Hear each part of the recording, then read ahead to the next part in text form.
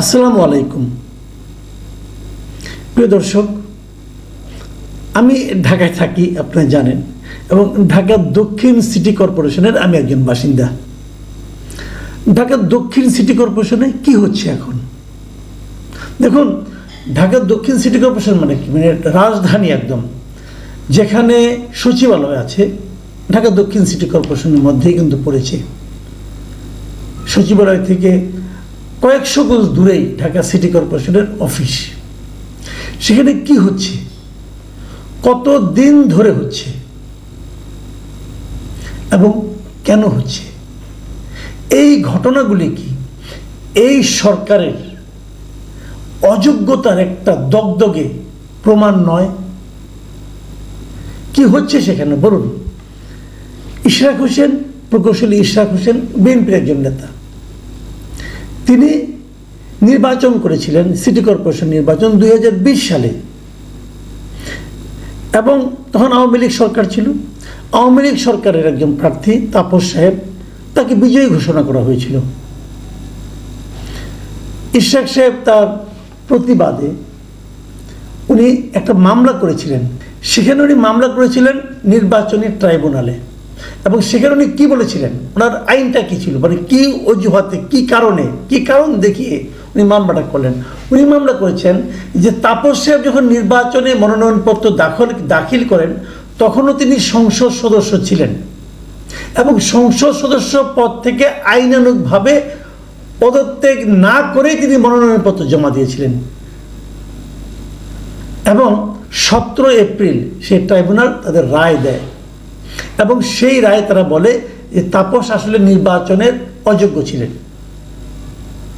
এবং যদি অযোগ্য থাকে তাহলে নির্বাচিত কী হবে? যিনি দ্বিতীয় স্থানে ছিলেন তিনিই হবেন। দ্বিতীয় স্থানে ছিলেন ইশরাক সাহেব। ভাই, ক্লিয়ার অ্যান্ড সিম্পল। কিন্তু এখন 17 এপ্রিল 2025, 17 এপ্রিল 2025 এসে যে রায়টা হলো, মানে এই বছরে যে রায়টা হলো, সেই রায়ে ইশরাক সাহেবকে নির্বাচিত ঘোষণা করলো ট্রাইব্যুনাল। এবং নির্বাচনের ঘোষণা করার পর এখন এই রায়টাতে ইলেকশন কমিশনে গেল। ইলেকশন কমিশন 13 মে তারিখে তারা নির্বাচন কমিশন তাদের গ্যাজেট প্রকাশ করলো, এবং সেই গ্যাজেটে উল্লেখ করলো যে বিএনপির প্রার্থী ইশরাক হোসেন ঢাকা দক্ষিণ সিটি কর্পোরেশনের মেয়র নির্বাচিত হয়েছেন। 13 মে। এখন 20 মে, তারও 7 দিন পরে ইশরাক সাহেব মেয়র পদে শপথ নেওয়ার জন্য আবেদন করলেন। স্থানীয় সরকার মন্ত্রণালয় বলল যে না, তারা আইন মন্ত্রণালয়ের মতামত না আসা পর্যন্ত তারা শপথের কার্যক্রম শুরু করতে পারবে না। কেন পারবে না, এটা নিয়ে আলোচনা চলল। তারপরে তারা হাইকোর্টে গেল। হাইকোর্ট বলল, হাইকোর্ট মানে ওই যে নির্বাচনের যে ট্রাইব্যুনালে আপনি সিটি কর্পোরেশন যে গ্যাজেট করেছিল, এই গ্যাজেটের বৈধতাকে চ্যালেঞ্জ করে একটা কিন্তু আপনার রিট করলো আপনার এলজিআরডি মিনিস্ট্রি। তার জবাবে সেই রিটটা খারিজ করে দিল হাইকোর্ট, এবং বলল যে না, নির্বাচন কমিশন যদি গ্যাজেট ঘোষণা করে দেয় তারপরে আর কিছু বাকি থাকে না, বাকি সব শেষ, এবং তাকে নির্বাচন কমিশনের গ্যাজেটটি হলো চূড়ান্ত, এবং তার শপথ নেওয়ার ক্ষেত্রে কোনো আইনগত বাধা নেই, এবং যদি শপথ পড়ানো না হয় সেটা আদালত অবমাননার সামিল হবে। এটা কিন্তু মে মাসের 22 তারিখে বলল। আজকে কয় তারিখ? প্রায় 1 মাস হয়ে গেছে, জুন মাসের 16 তারিখ আজকে বলছি। এখন পর্যন্ত কিন্তু শপথ পড়ানো হয়নি। কেন হয়নি? এই শপথ পড়ানো নিয়ে কিন্তু এই এলজিআরডি মিনিস্ট্রির যে উপদেষ্টা আছেন, মানে আমাদের এই অন্তর্বর্তীকালীন সরকারের যিনি উপদেষ্টা আসিফ মাহমুদ সজীব ভুইয়া, উনি কিন্তু আগে কিছু কথা বলেছিলেন। উনি 10টা কারণ দেখিয়েছিলেন যে কারণে এই শপথ দেওয়া যাচ্ছে না, এবং গায়ের জোরে নাকি বিএনপি আন্দোলন করছে। মানলাম, সেই 10টা কারণে অনেক কিছু কারণ দেখিয়েছেন। যেমন একটা কারণ দেখিয়েছেন, আরজি সংশোধন অবৈধ মর্মে হাইকোর্টের রায় ভায়োলেট করে নির্বাচন কমিশন ট্রাইব্যুনালে রায় প্রদান করেছে। মানে নির্বাচন কমিশন ট্রাইব্যুনালের রায়টাই নাকি ঠিক ছিল না। ঠিক আছে, আবার নির্বাচন কমিশন এই শুনানিতে অংশগ্রহণ না করায় রায় একপাক্ষিক। নির্বাচন কমিশন শুনানিতে অংশ নেবে কি না নেবে এটা তো নির্বাচন কমিশনের ব্যাপার, এটা তো এলজিইডি মিনিস্ট্রির ব্যাপার না। যদি কেউ মনে করে আমি শুনানিতে অংশ নেব না, নেবে না, তার ব্যাপার। আপনি মাথা ঘামাচ্ছেন কেন? না দেওয়াতে এটা হয় না, তারা নির্বাচন কমিশন কোনো আপিল করে নাই, এটাও সে দেখাইছে। এরকম অনেকগুলি কারণ দেখাইছে, মানলাম তার কারণগুলি সবগুলি ভ্যালিড বলেছেন। কিন্তু যখন হাইকোর্টের রায় হলো, হাইকোর্ট নিশ্চয়ই আসিফ মাহমুদের এই বক্তব্যগুলি বিচারে নিয়েছেন, নিয়ে তো হাইকোর্ট রায় দিয়েছেন। তো সেই রায়ের আলোকে কেন শপথ পাওয়ানো হচ্ছে না এতদিন ধরে? কি কারণ? কোনো কারণ নেই, কোনো কারণ কেউ দেখাতে পারছে না। ফল কি হলো?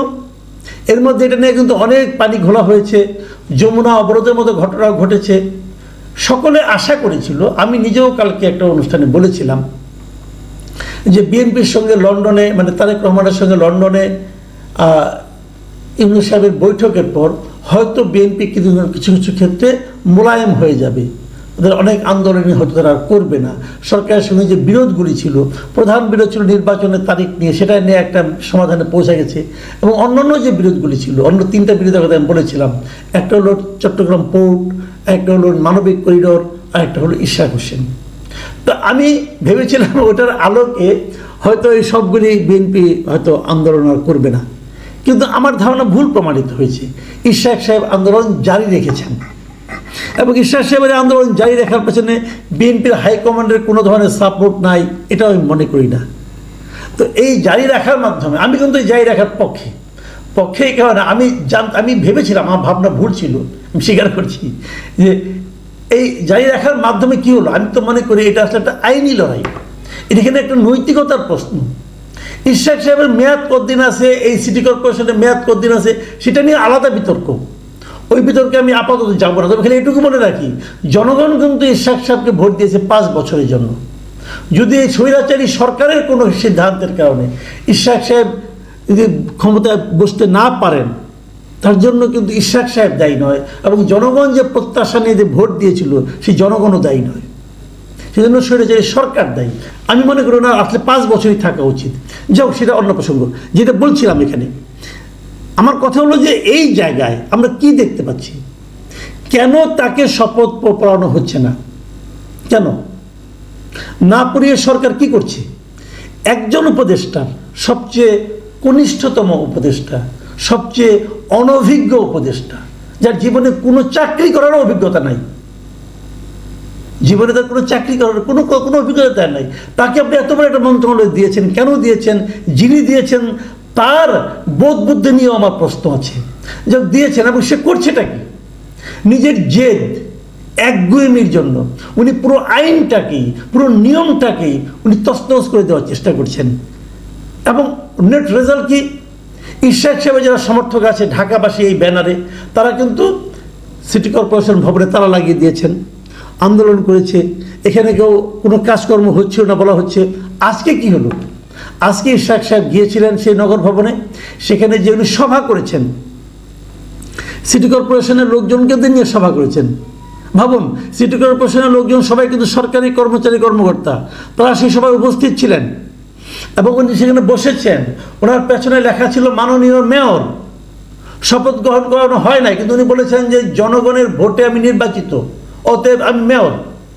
আদালতের রায় আমার পক্ষে, হাইকোর্টের রায় আমার পক্ষে। সরকার আদালত অবমাননা করছেন। কেন সরকার আদালত অবমাননা করছেন? এই অন্তর্বর্তীকালীন সরকার দায়িত্ব নেওয়ার পর আমরা তাদের কাছ থেকে কি আশা করেছিলাম? আমরা আশা করেছিলাম তারা আইন কানুন মেনে চলবেন, ওনারা সবার সঙ্গে মধ্যে একটা সম্প্রীতি, একটা ঐক্য গড়ে তুলবেন, আমরা একটা ঐক্যবদ্ধ জাতি হিসেবে সামনের দিকে অগ্রসর হব, এইটা আমাদের প্রত্যাশা ছিল। এখন আমি দেখছি এই সরকার বাংলাদেশের মানুষের ঘরে ঘরে মানে একটা ঝগড়া ঢুকিয়ে দিচ্ছে। তুমি ভালো, তুমি ভালো না, তোমাকে দিব না দায়িত্ব, আমার ইচ্ছেই হবে, তুমি ইলেকশন করছো, তাতে কি হয়েছে, তোমাকে আদালতে রায় দিয়েছে, তাতে কি হয়েছে, আমি সেটা মানবো না। এই যে মানসিকতা, এই যে আচরণ, এই আচরণগুলিকে আপনি কি বলবেন? এই আচরণগুলিকে ন্যায় বিচার বলা যায়? এত বড় একটা উপদেষ্টা পরিষদ, একজন উপদেষ্টার গোয়ার্তুমির কারণে পুরো উপদেষ্টা পরিষদের যোগ্যতা নিয়ে এখন প্রশ্ন উঠেছে। তারা তাদের এই গোয়ার উপদেষ্টাকে বুঝাতে পারেন না যে বাবা, তোমার তো বয়স হয় নাই, তুমি অকালে একটা দায়িত্ব পেয়ে গেছো, একটু ঠান্ডা হয়ে চলো, একটু বোঝানোর চেষ্টা করো। তোমার গোয়ার্তুমির কারণে আমরা বেইজ্জতি হচ্ছি, আমাদের যোগ্যতা নিয়ে এখন প্রশ্ন উঠেছে। কি ভয়ঙ্কর! ভাবুন তো একটা জিনিস, ইশরাক সাহেব আজকে শপথ না করেও, এলজিআরডি মিনিস্ট্রি তাদের দায়িত্ব না দেওয়া সত্ত্বেও উনি আজকে মেয়রের মতো অ্যাক্ট করেছেন এবং সিটি কর্পোরেশনের সমস্ত কর্মকর্তা কর্মচারী ওনাকে সহযোগিতা করছেন। সরকারের এরপর আর থাকে না কি? সরকারের এরপর আর কি থাকে অবশিষ্ট? একটা সরকারের জন্য এর চেয়ে বেইজ্জতি আর কিছু হতে পারে? কেন তারা করছে এমন? আইন মন্ত্রণালয়ের নিতে হবে, পরামর্শ নিতে হবে। আর আইন মন্ত্রণালয় তো হাইকোর্ট দিয়ে দিয়েছে একটা রায়, হাইকোর্ট তো বলে দিয়েছে, উচ্চ আদালত যখন বলে দেয় তারপরে আপনার কি অপিনিয়ন নেবেন? মূল বিষয়টা হলো কি, স্থানীয় সরকার জিনিসটা, এটা একটা আমি মনে করি এটা একদম পরিবর্তনের নিশ্চয়ই সংস্কারের প্রস্তাব এগুলো আছে, যখন হবে তখন বোঝা যাবে। এরা সংস্কারের কথা বলে, এই সরকার, তারা তো নিজেরাই সংস্কারের পক্ষে না। যখন সংস্কার হবে না হবে বুঝলাম, কিন্তু এখন থেকে তো সংস্কারের মানসিকতা আপনাকে লালন করতে হবে। আপনারা তো নিজেরাই সেই সংস্কারের মানসিকতা লালন করেন না, আপনারা আদালতের রায় মানেন না, আপনারা আইন মানেন না, আপনি জনগণের রায়কে তুচ্ছ তাচ্ছিল্য করেন। আপনারা কিভাবে সংস্কার করবেন ভাই? আমি তো বুঝি না, আমি তো বুঝি না এগুলো। প্রিয় দর্শক, আমরা আশা করব এই সমস্যার সমাধান এই সরকার যৌক্তিকভাবে করবে। আমরা এর আশু সমাধান চাই। কিভাবে সমাধান হবে আপনারা ভাবুন, কিন্তু আমরা সাধারণ জনগণ বড় আশা নিয়ে যে সরকারকে বসিয়েছি, সেই সরকারকে হাস্যকর অবস্থায় দেখতে চাই না। প্রিয় দর্শক, এখন এ পর্যন্তই। আল্লাহ হাফেজ।